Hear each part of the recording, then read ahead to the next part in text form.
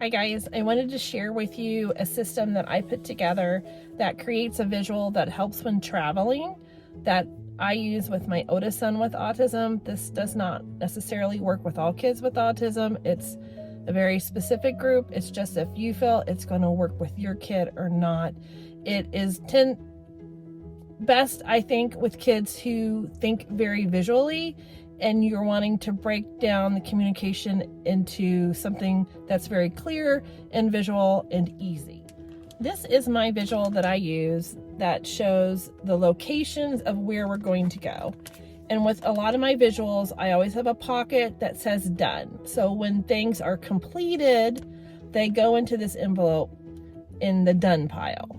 So for example, let's say we are going to go to McDonald's. I would put that as maybe our first stop. And then maybe we're going to go to the movies. So there is my picture. That's just a generic movie theater. And then back home. Another tip I would give you is I usually use logos for places that we go.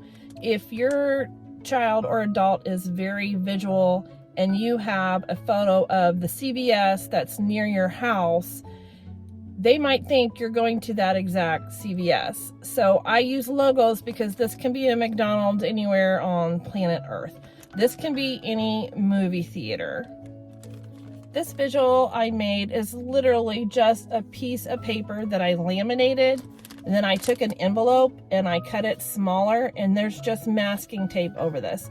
And this is probably 5 years old. So this very cheap setup I put together has lasted a long time.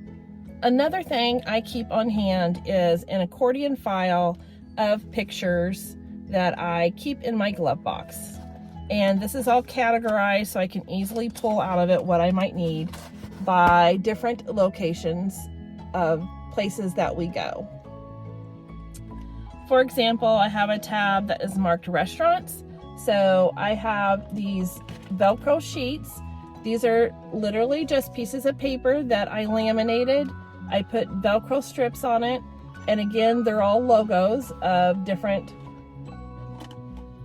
common restaurants that anyone would go to. I have another one that is marked travel outings. That's just places that we might commonly travel to. Here's an example. We live in southern Indiana, so Holiday World is a place that we go to a lot. This is just a generic photo of a park. This is a picture of my car. I use that anytime to signify we're going on a long drive. So I might put a picture of McDonald's, then this photo, and then this photo that just lets him know we're going to be in the car for a bit getting to the next location. Here's another example. Generic hotels, zoos. Sometimes we rent cabins that we stay in or Airbnb, so that's the photo to signify that. I also use these pictures for just general communication, not necessarily about travel, but this is an example of one of we are going to a doctor's office or we're going to the dentist. And usually that McDonald's picture I use will go right under this one because you need to get treated with French fries after a doctor's visit. That's just mom code. You should have that. Another great way to use these is as choice boards. I definitely want my kids to make choices about where they want to go so I can make it easy and show a visual of the options, and then he could just pull off the one he wants to do and put it on his travel planner for the day, so he's making his own choice of where he wants to eat. In my car, I keep these handy little sticky pads that I just get off of Amazon on my dashboard, and then as we're traveling, I just put the choice board up here, and then it sticks easily on the sticky pad, and when he makes his choices or we complete a destination, we just take it off and it stays in place.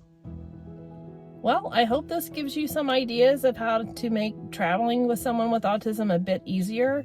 It's not something that's going to work for everyone. It works for us. I don't use this system with my youngest because they're in different areas of the spectrum, so keep that in mind. It's something that's very specific, but wanted to share that because I've been using it for years and it works great for us.